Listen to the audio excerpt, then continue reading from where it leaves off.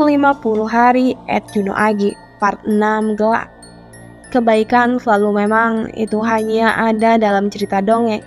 Karena di dunia ini yang bisa mengalahkan gelap hanya kegelapan yang lebih pekat.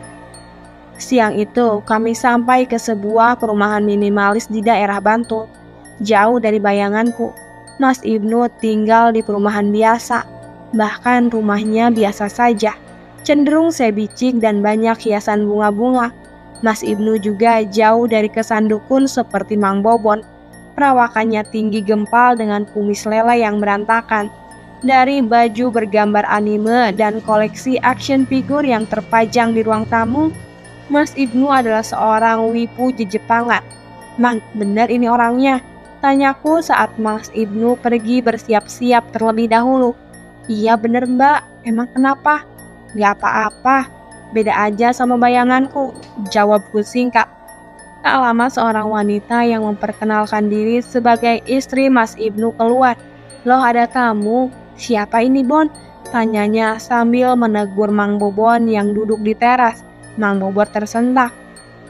Mbak Rista, maaf mbak, ini minta bantuan seperti biasa." "Kasusmu parah ya, Bon?" tanya Mbak Rista sambil terkikik.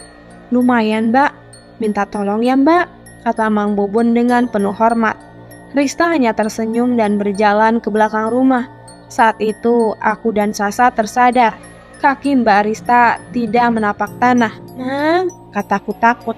Sasa juga memegangi Mang Bobon erat-erat. "Udah jangan takut. Mbak Rista itu beneran istri Mas Ibnu.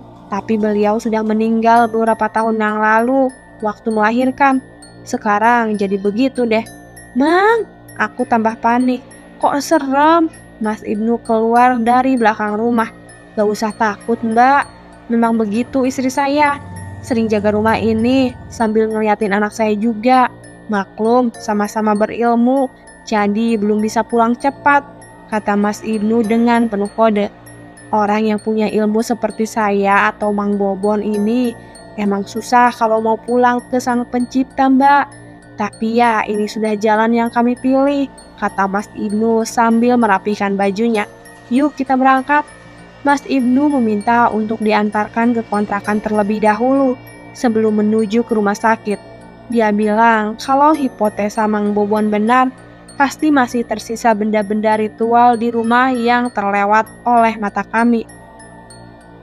Sampai di rumah, kami disambut Mas Doni yang nampak khawatir. "Gimana Jen? Sa?" Aku memperkenalkan Mas Ibnu dan menceritakan kejadian di rumah sakit tadi. Mas Doni nampak semakin khawatir. "Tadi aku, Bunda, sama Pak Badun naik loteng. Ternyata di loteng juga masih banyak bungkusan aneh kayak semalam." Mas Ibnu menyela. "Maaf memotong mas, ada bungkusan pembalut isi darah begitu? Kalau ada harus langsung dibakar." Mas Doni terheran-heran. "Iya ada beberapa, sudah dibakar di belakang sama Pak Badrun." "Syukurlah," Mas Ibnu menghela napas. "Boleh saya ditunjukkan kamar tempat ibu diserang waktu sholat?" Mas Doni mengajak kami untuk berjalan ke kamar Citra. Di kamar sudah ada Pak Badrun, Tante Mira, dan Tante Ane. Rupanya Tante Ane sudah sampai sejak sore tadi. "Jadi, Sasa, syukurlah kamu gak apa-apa." Tante Ane segera memeluk kami. Ia bercerita sepulangnya dari rumah sakit, Tante Ane diserang oleh segerombolan anjing yang datang entah dari mana dan menunggunya di depan rumah. Ia menunjukkan bekas gigitan dan cakaran di kakinya serta foto celananya yang robek. Konon katanya setelah Tante Ane menangis sambil menyebut nama Tuhan, anjing-anjing itu mendadak menghilang. "Wah, ini sudah menyerang fisik dan gak bisa dibenarkan lagi, Mang," kata Mas Ibnu. "Baik, permisi Pak Badrun. Saya paham, Bapak dan saya mungkin berbeda pendapat soal hal ini. Tapi percayalah, niat saya hanya untuk menyelamatkan Mbak Citra dan teman-temannya." Pak Badrun mengangguk seolah mengerti. Ia mempersilahkan Mas Ibnu duduk bersila, tepat di tempat Tante Mira kemarin diserang dalam sholatnya. Baru saja Mas Ibnu duduk seperti bermeditasi sambil komat kamit membaca entah apa, tiba-tiba terdengar suara longlongan anjing dari dalam rumah. Aku bergidik ngeri dan kembali terperangah berpegangan tangan dengan Sasa. Tante Mira dan Tante Ane juga berpegangan tangan ketakutan. Bon, di sana, Mas Ibnu menunjukkan ke arah lemari kamar Citra tempat Mbak Asih tersungkur karena melihat anjing hitam. Mang Bobon langsung paham apa yang dimaksud Mas Ibnu. Ia segera membuka lemari Citra. Lemari ini sebenarnya sudah dibuka kemarin saat Pak Badun CS membersihkan rumah. Tapi mungkin masih ada yang tertinggal, karena Mang Bobon mengeluarkan sebuah ransel gunung, ransel favorit Citra yang selalu ia bawa berpergian keluar kota. Dari dalam ransel itu, Mang Bobon mengeluarkan sebuah dompet seperti pouch make up plastik berwarna putih.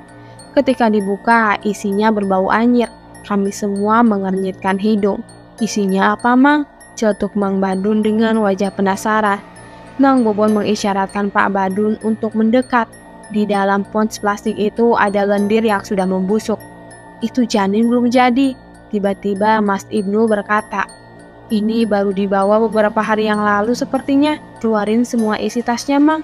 Mang Bobon mengangguk dan melempar pouch itu ke kaki Pak Badun yang langsung menghindar dengan muka jijik dan takut.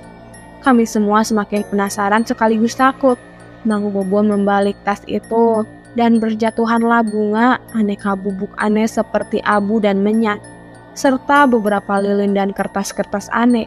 Ini dia biang keroknya, Mas Ibnu berkata pelan. Ternyata perjanjiannya sudah sedalam itu ya. Tepat saat itu juga Mas Doni mendadak kembali kesurupan. Bola matanya terangkat ke atas dan menghilangkan putih mata yang membelalang. Akhirnya kalian tahu juga ya. Ingat, perempuan ini sudah jadi milikku. Dia sudah menyerahkan dirinya kepadaku. Mang Bobon dan Mas Ibnu dengan sigap langsung memegangi Mas Doni. Entah dibacakan apa, tapi Mas Doni berteriak dan menjerit-jerit seperti kesakitan. Tak lama ia meraung kencang. Kita adu ilmu, Ibnu. Mendadak Mas Doni pingsan. Tante Ane dan Tante Mira menjerit bersamaan. Pak Badrun dengan sigap membantu Mas Ibnu dan Mang Bobon menggotong Mas Doni ke atas kasur. Aku dan Sasa segera bangun dari kasur dan berdiri berpegangan ketakutan. Mas Ibnu menggelengkan kepala. Berat ini, Bon. Mesti ada yang mati nanti. Bisa aku, bisa kamu, bisa Mbak Citra. Mang Bobon mengangguk. Tapi kita bisa lawan bersama-sama kan, Mas? Bisa. Cuma Citra ini sudah bersekutu dengan iblis. Mendengar itu, Tante Mira langsung naik pitam. Gak mungkin. Citra itu anak yang gak seperti itu. Tenang, Bu. Yang saya maksud, Citra tidak tahu kalau dia bersekutu dengan iblis. Ada orang yang mengendalikan Citra supaya ia membuat perjanjian darah dengan setan. Tante Mira kembali terdiam. Tante Ane berusaha menenangkan emosi Tante Mira. Aku paham posisi Tante Mira. Aku pun sebenarnya tak percaya Citra akan melakukan hal berbau klinik seperti itu. Janin tadi harus kita kuburkan secara layak, Pak Badun, kata Mas Ibnu lagi. Walau bagaimanapun, itu anak Citra. Kami terhenyak, anak dari Citra. Dengan siapa? Seperti menjawab pertanyaan dalam kepalaku, Mas Ibnu menjawab, bukan dengan siapa, Mbak, tapi dengan apa. Citra ini ditumbalkan oleh orang terdekatnya yang mempelajari ilmu gelap. Sepertinya karena sakit hati, santet semacam ini berlangsung 100 hari. 50 hari pertama ia dibuat menjadi boneka yang menuruti semua kemauannya. Lalu 50 hari berikutnya ia dibiarkan pelan-pelan mati menderita. Jelas Mas Ibnu. Gak cuma itu, tambah Mang Bobon. Orang yang melakukan ini sangat sakit hati dengan keluarga Citra dan anak-anak di kontrakan ini. Lebih lagi, dia paham soal seluk-beluk keluarga Citra. Tiba-tiba Sasa menjawab, ini pasti perilaku Fikri, Mas. Tante Mira dan Tante Ane menoleh ke arah kami dengan bingung. Sasa dan aku akhirnya terpaksa menceritakan peristiwa penggebukan Fikri yang terjadi sekitar 2 bulan yang lalu. Mang Bobon dan Mas Ibnu hanya manggut-manggut mendengarkan penjelasan kami. Mbak Jenny tahu tempat tinggal Fikri? Tanya Mang Bobon. Aku mengangguk. Aku pernah mengantar Citra ke kosan Fikri, meskipun tak tahu yang mana kamar kosan Fikri. Besok kita ke sana, kata Mas Ibnu. Sekarang kita bereskan ini dulu, lalu yang beragama silahkan sholat dan berdoa menurut agama masing-masing. Lalu saya harus bertemu Citra. Part 7, Rahasia Citra. Semua yang ditutupi pasti akan terkuak. apalagi jika berbau bangkai. Waktu sudah menunjukkan pukul 6 sore saat kami sampai di rumah sakit. Ya, kami segerombolan berangkat ke tempat Citra dengan 2 mobil. Di mobilku ada Mang Bobon, Mas Ibnu, dan Pak Badrun. Sedangkan di mobil Sasa ada Mas Doni, Tante Ane, dan Tante Mira. Sebenarnya Mbak Asih protes ditinggal di rumah sendirian, tapi Mas Ibnu meyakinkan Mbak Asih kalau kontrakan sudah bersih dari gangguan. Mbak Asih tetap kelihatan ketakutan, tapi ia menurut. Kata Mang Bobon, kalau Mbak Asih takut, ia sebaiknya nonton TV kencang-kencang. Untung Citra dirawat di ruang VIP sehingga kami bisa lebih leluasa. Namun karena aku dan Sasa sudah sangat lelah melihat kejadian hari ini, kami memilih berkumpul di ruang tunggu luar saja. Tak lama Winda dan Dwi menghampiri kami. Kami berempat duduk dalam diam sambil main HP masing-masing. Mungkin karena terlalu lelah bercerita. Sementara itu, Mang Bobon, Mas Ibnu, Pak Badrun, beserta keluarga Citra ada di dalam kamar. Awalnya aku penasaran ingin mengintip, tapi dilarang oleh Winda. Udah nggak usah pengen tahu urusan gaib begitu. Kesurupan tahu rasa, kata Winda sambil bersungut-sungut. Bocah ini suka lupa kalau dia yang paling sering kesurupan di antara kami berempat. Dwi terkikik mendengar omongan Winda. Emangnya lu nggak penasaran, Win? Ya penasaran sih, Winda mengangkat bahunya. Tapi takut ntar kalau gue pingsan lagi gimana? Kami semua tertawa, suasana mulai cair setelah 2 hari ini tegang terus-menerus. Entah kenapa rasanya saat itu Citra ada bersama kami dan ikut tertawa. Aku jadi rindu kebersamaan kami, perutku bergemuruh. Aku baru sadar belum makan sama sekali dari pagi. Demikian pula dengan Sasa. Gengs, makan yuk, pintaku. Lapar banget. Yuk, gue juga lapar. Di bawah ada restoran. Kita ke sana aja, kata Sasa. Kami berempat langsung mengikuti Sasa berjalan menuju restoran sambil mengobrol biasa dan bercanda-canda. Untuk sampai ke sana, kami harus menggunakan lift terlebih dahulu. Di depan lift, kami masih mengobrol seperti biasa. Lift itu kosong. Sasa menekan tombol G sebelum menutup pintu lift. Tepat ketika pintu lift tertutup, tiba-tiba gelap. Lampu mati dan lift pun berhenti. Kami berempat menjerit. Sasa berusaha menyalakan senter di HP-nya dan menekan tombol emergensi. Sialnya tak ada yang terjadi. Tiba-tiba lampu menyala dan terdengar suara gemersik dari speaker lift. Kalian jangan merasa tenang dulu. Suara itu seakan berbisik-bisik. Ini semua belum berakhir. Heh, siapa lu? Teriak Dwi tiba-tiba. Berani-beraninya lo gangguin teman-teman gue. Suara dari speaker itu tertawa. Nanti juga kamu tahu. Aku mulai merinding. Kami berempat berusaha merapatkan diri karena takut. Winda mulai membaca doa-doa dalam agamanya. Sementara Sasa terus berusaha menekan tombol lift yang macet. Suasana lift terasa begitu dingin dan mencekam. Entah kenapa aku merasa ada sesuatu yang salah. Hanya berbekal penerangan dari senter HP masing-masing, kami berusaha berpegangan tangan satu sama lain. Tiba-tiba, sesuatu menetes di atas kepalaku. Refleks aku mendongakkan kepala dan menyorotkan senter ponsel ke langit-langit lift. Sesosok makhluk aneh berbentuk seperti manusia yang sangat kurus, telanjang, berambut panjang dengan mata kuning membelalak atas kami. Di atas kami, cakarnya yang panjang merayap di atas langit-langit. Ia menjulurkan lidahnya yang panjang dipenuhi cairan berwarna merah seperti darah. Tubuhku kaku. Dan sepertinya demikian pula dengan teman-temanku. Makhluk itu seolah mengejek kami. Namun dengan berani Dwi berteriak membaca doa.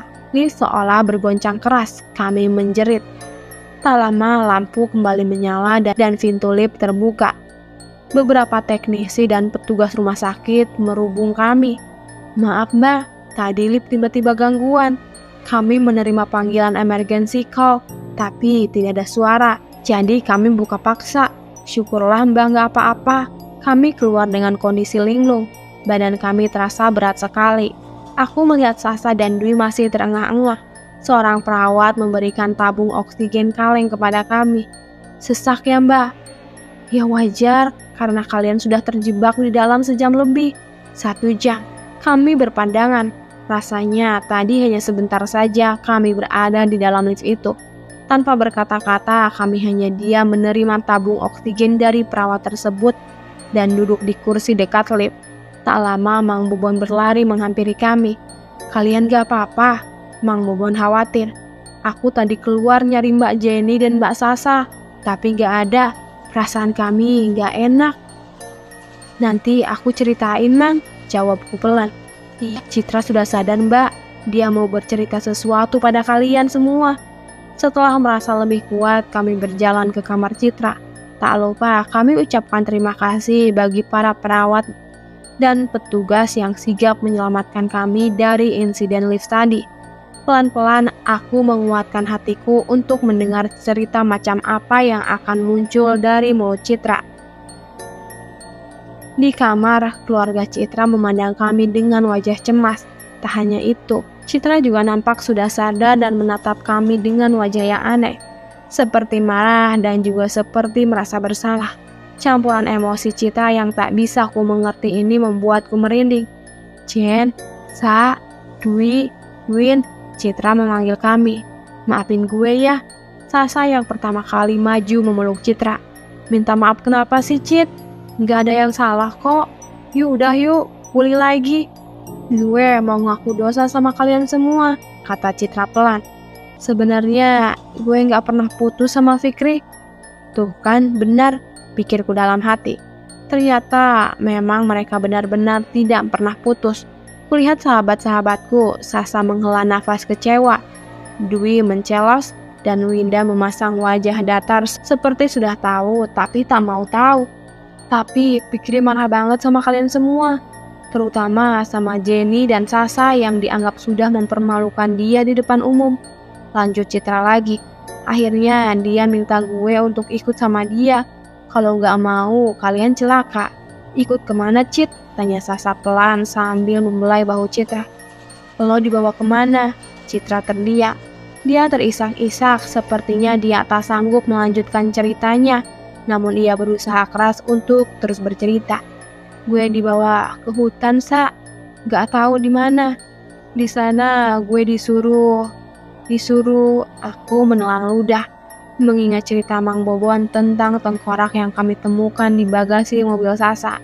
Aku punya bayangan kemana Citra dibawa dan apa yang terjadi padanya. Terus gue hamil, Sa. Dan itu bukan anak manusia," kata Citra sambil menangis. "Kata Fikri, gue harus gugurin, terus tumbali.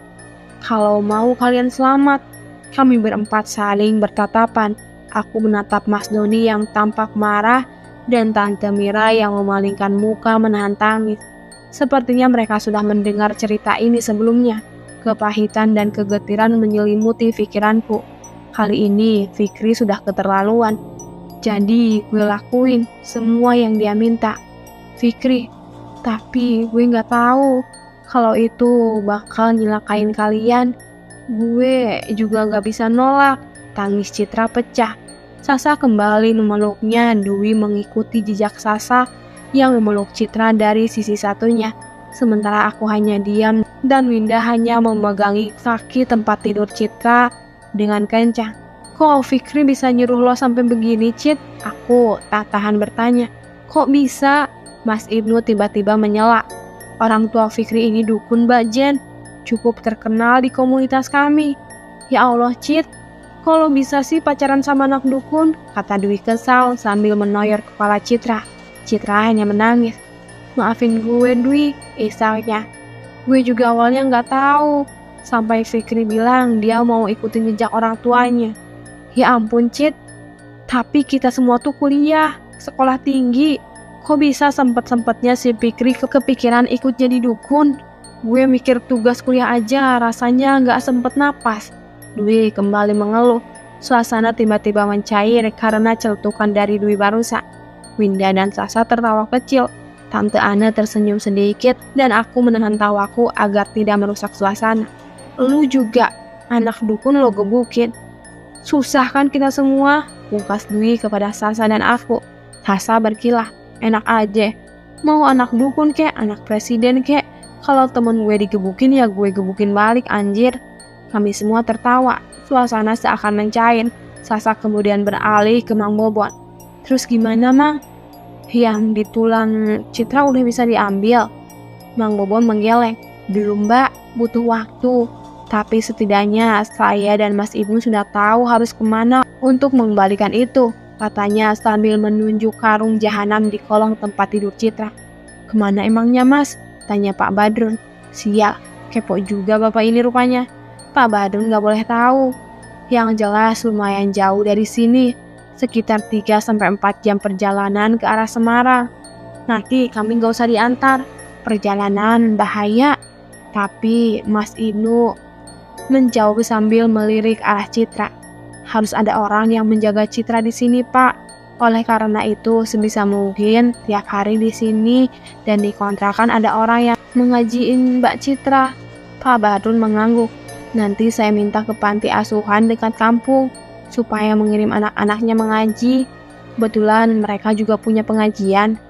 Besok kita ke tempat Fikri, Jenny harus siap mengantar ya, kata Mas Ibnu. Malam ini saya tidur di sini bersama Mas Doni, Ibu Ana dan Ibu Mira. Sisanya boleh pulang.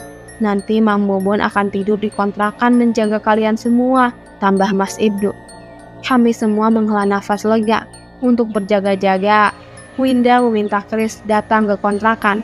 Akhirnya kami semua pulang malam itu. Akhirnya aku bisa tidur sedikit lebih lelap. Namun besok pagi, kami semua harus kembali menghadapi kenyataan dan menguak siapa Fikri lebih dalam. Bagian 8, Fikri. Bangun-bangun tubuhku pegal-pegal dan mulutku terasa pahit. Keluar dari kamar, aku disambut pemandangan langka. Mang Bobon memasak di dapur kontrakan. Winda dan Chris membantu Mang Bobon, sedangkan Sasa dan Mbak Asih sudah berkumpul di meja makan. Ku cari keberadaan Dwi dan ku temukan anak itu sedang mencuci baju di mesin cuci. Semua terasa normal kecuali keberadaan Mang Bobon. Ya iyalah, dia bukan penghuni kontrakan sini kan. Ini dia nasi goreng spesial Mamang, kata Mang Bobon dengan nada bangga. Kali ini gak usah bayar, karena Mbak Asih yang belanja. Mbak Asih tertawa kesal. Yuh, si Mamang mah. Kami menikmati sarapan bersama sebelum akhirnya Mang Bobon kembali membuka suara.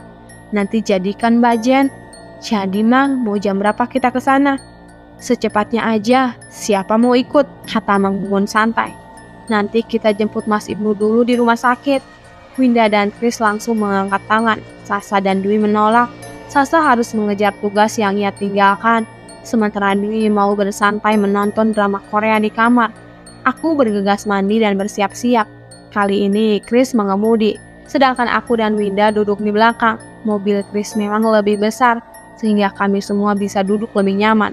Setelah menjemput Mas Ibnu yang sudah menunggu di lobi rumah sakit, kami meluncur menuju sebuah daerah di utara Jogja untuk menuju kos-kosan Fikri. Aku ingat pernah mengantar Citra ke sini dan mengeluh kenapa kosan Fikri jauh sekali. Citra cuma tertawa dan menjelaskan kalau orang tua Fikri tidak punya banyak uang, sehingga Fikri harus ngekos ke tempat yang lebih jauh agar lebih murah. Selain itu, kosan Fikri ini memang suasananya tenang dan nyaman untuk belajar karena jauh dari keramaian. Sekitar setengah jam kemudian, kami sampai ke kosan Fikri. Kami semua turun dan menghampiri pintu gerbang kosan. Seorang pria parubaya membuka gerbang. Mau cari siapa?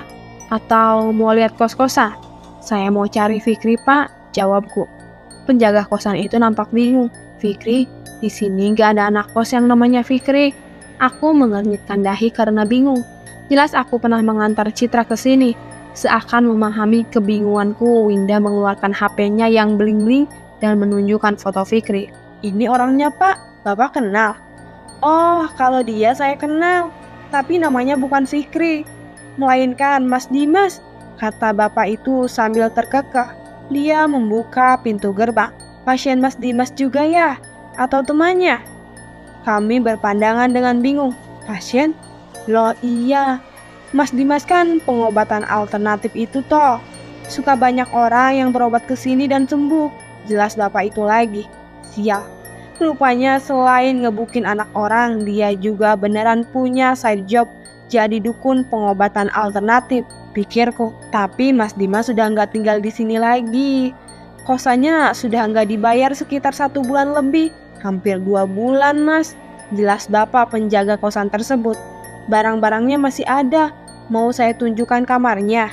Boleh Pak, jawab kami kompak. Sebenarnya kalau dipikir lagi, apa yang dilakukan Bapak ini jelas breach of privacy. Tapi kami tidak memperdulikan lagi. Kami semua mengikuti Bapak itu menuju lorong-lorong sempit penuh pintu. Kamar Fikri ada di lantai 2 di ujung. Dari luar kamar, kami bisa melihat pemandangan hamparan sawah yang hijau. Semilir angin yang sejuk membuat kami melupakan sejenak bahwa kami sedang akan memasuki kamar praktek seorang dukun. Begitu pintu dibuka, Mas Ibnu langsung berujar, "Nah, benar ini tempatnya." "Tempat apa, Mas?" tanyaku penasaran. Tempat dia menyerang kalian kemarin," kata Mas Ibnu. Ia dan Mang Babon segera memasuki ruangan itu. Melihat aku yang kebingungan, Chris mencoba menjelaskan. Jadi kalau sesama orang ilmu itu kadang bisa lihat sekelebat di mana tempat musuhnya. Begitu Jen. Tapi kata bapak tadi, Fikri udah lama gak pulang. Kan raganya, jiwanya bisa saja datang ke ruangan ini, kata Chris lagi. Tangannya menghalangi Winda untuk masuk. Kamu jangan masuk. Bisa bahaya kalau kamu kumat di sini. Gue boleh masuk nggak nih? Tanyaku. Jujur, aku penasaran seperti apa sih ruangan praktek dukun itu. Masuk aja Mbak Jen, jawab Mang Bobon dari dalam. Coba Mbak Jenny cari. Ada barang-barang Mbak Citra nggak di sini? Aku berkeliling kamar berukuran 3x3 tersebut. Lagi-lagi, kamar itu tidak seperti bayanganku soal kamar dukun. Hanya ada sebuah lemari, sebuah meja kecil, serta kasur kapuk yang sudah menipis. Ini sih bukan kamar dukun cabul iya. Mang Bobon membuka lemari yang ada di ruangan tersebut. Sejurus kemudian dia segera berteriak, "Mbak Winda, Mbak Jenny merem. Mas Chris, tutup pintunya." Kudengar Chris membanting pintu. Aku bisa mendengar suara Mas Ibnu dan Mang Bobon merapal mantra. Tapi aku sama sekali tak berani membuka mataku. Ku dengar suara angin ribut di dalam kamar itu. Dan tak lama aku dengar suara yang sangat familiar, suara Fikri. "Beraninya kalian mendatangi tempat istirahatku," suara Fikri terdengar berang. Aku menyahut dengan kesal. "Kosan lu buluk anjing." Tiba-tiba badanku seperti didorong dengan kencang sampai terjatuh di lantai. Aku bisa merasakan Mas Ibnu meloncat ke arahku. "Musuh kamu itu saya, Fikri. Hadapi saya dulu." Suara Mas Ibnu menggelegar. Aku bisa mendengar suara tawa Fikri bercampur suara longlongan anjing. Di luar, Chris terdengar berdoa dengan kencang. Sial, aku terjebak di tengah-tengah battle dukun tanpa berani membuka mata. Pelan-pelan sambil meraba-raba lantai, aku berusaha bangun. Namun tanganku seperti meraba gundukan besar berbulu. Rasa-rasanya ruangan ini tadinya kosong dan lowong. Mungkinkah ku buka mataku sedikit untuk melihat benda apa yang ku sentuh? Meski samar-samar, ternyata tanganku sedang memegangi kaki hitam yang berbulu. Dengan kuku-kuku yang busuk, segera ku tarik tanganku dan kembali ku pejamkan mata sambil merapal satu-satunya doa yang ku hafal. "Lihat itu Ibnu, perempuan yang kau bawa ketakutan setengah mati," tawa Fikri. "Dia harusnya mati saat ini di sini. Hanya karena kebaikanku, dia masih bisa hidup. Gak usah so iya deh Fikri," suara Mang Bobon. "Kalau berani kita berhadapan langsung di dunia nyata. Kalau di alam gaib semua mah juga bisa." Mas Ibnu terus merapalkan mantra. Aku bisa merasakan ruangan semakin sesak, seolah-olah penuh dengan orang. Pelan-pelan aku mencoba memanggil Mang Bobon. "Mang Bobon," panggilku lirih. Tiba-tiba telingaku seperti ada suara yang berbisik mengejek. "Mang Bobon." Suara itu persis suara yang menjawab telepon Dwi kepada Winda kemarin. "Anjing," jeritku dalam hati. Sambil terus membaca doa sebelum makan dalam hati, aku pun menjerit. "Gue makan lu semua ya setan keparat," teriakku memberanikan diri. Seakan-akan ancamanku berhasil, ruangan di sekitarku terasa lega. Sepertinya para setan itu mundur. Namun aku masih tidak berani membuka mata. Mas Ibnu masih merapalkan mantra. Tiba-tiba terdengar suara bunyi ledakan entah dari mana, diiringi suara angin kencang. Suasana tiba-tiba menjadi lebih tenang. Aku membuka mata perlahan. Di hadapanku, Mas Ibnu tengah duduk bersila, sedangkan Mang Bobon membuat kuda-kuda layaknya orang sedang silat. Keduanya menoleh ke arahku dengan muka bingung. "Kenapa?" tanyaku. "Gak ada doa lain?" tanya mereka. "Enggak, gue gak hafal doa yang lain," jawabku. "Nggak ngaruh ya?" "Lumayan sih, setan ada yang takut mau dimakan baja nih," gurau Mang Bobon. "Ada gunanya juga ya, nggak diet-diet mbak." Ku lempar bantal yang ada di dekatku ke arah Mang Bobon dengan kesal. Mang Bobon menghindar. Bantal itu terjatuh, dari dalamnya keluar foto Citra. Tak hanya foto Citra seorang, tapi ada juga foto kami masing-masing. Bahkan foto Tante Ane, Tante Mira, dan Mas Doni. Mas Ibnu dan Mang Bobon segera menghampiri foto-foto itu. "Apaan ini?" tanyaku. "Ini foto-foto yang mungkin akan dipakai untuk menyantet kalian. Ayo dikumpulkan dan dibawa saja."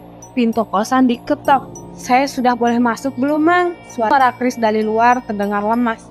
"Winda pingsan lagi nih." Mang Bobon segera membukakan pintu dan membantu membopong Winda. Sementara Mang Bobon dan Kris mengurus Winda, aku menghampiri Mang Ibnu, terpaku di depan lemari yang tadi dibuka Mang Bobon sebelum pertarungan sengit dengan Fikri tadi. Apa yang terlihat di depan mataku adalah pemandangan yang tak pernah kulihat sebelumnya. Mayat seekor anjing beserta anak-anaknya dijajar di sebuah altar kecil di dalam lemari tersebut. Di atas mayat anak-anak anjing itu masing-masing terpajang foto anak-anak kontrakan.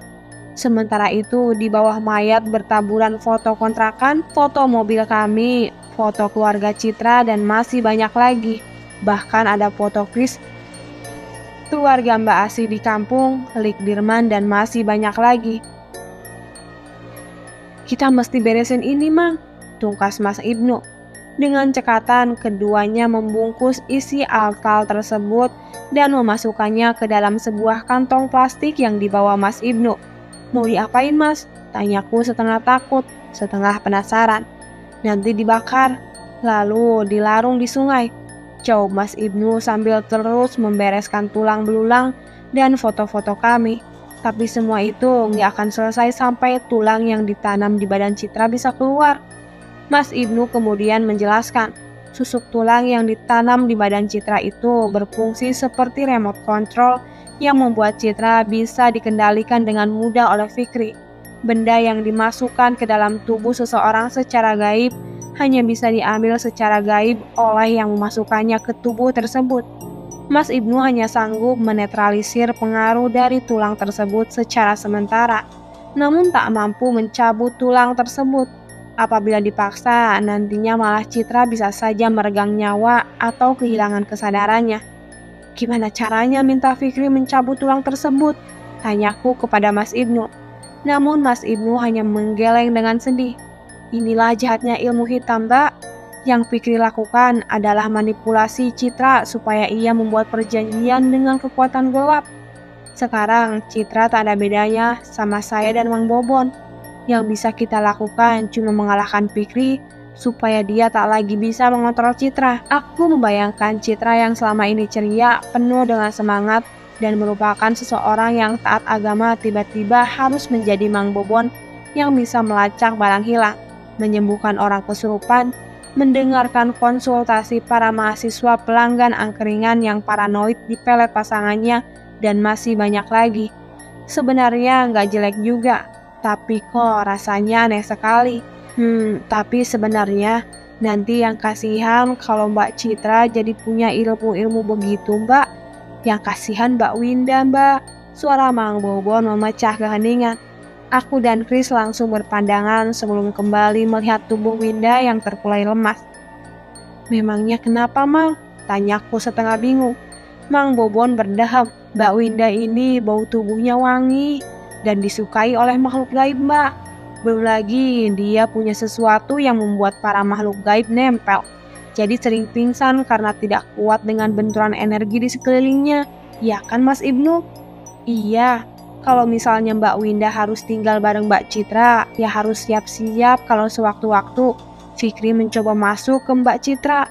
Mbak Winda bisa kena juga, bisa kesurupan, bisa salah sasaran," kata Mas Ibnu sambil memandang Winda yang masih terbaring lemas.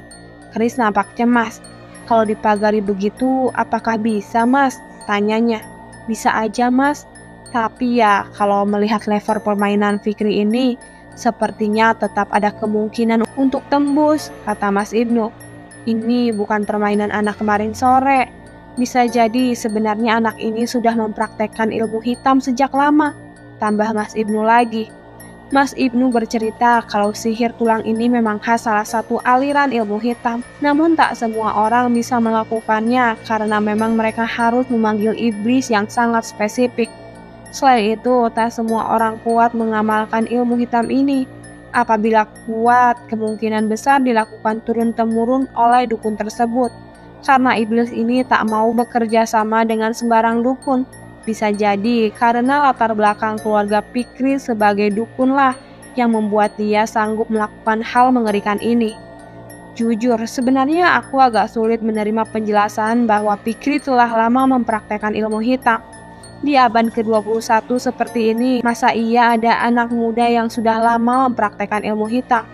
Apa masa mudanya nggak dipakai untuk nonton Kapten Tsubasa atau Honey Bee Hatch di TV 7?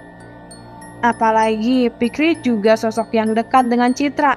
Aku percaya Citra bukan orang yang bodoh dan bisa dibohongi dengan mudah oleh laki-laki. Tapi sekali lagi, semua sudah terjadi. Aku harus menerima bahwa saat ini kami berhadapan dengan suatu hal yang benar-benar di luar logika. Bukan hanya itu, kenapa dia memilih untuk menyakiti Citra? Bukannya kami. Apa salah Citra? Kenapa Citra? Ada sesuatu yang belum kami ketahui.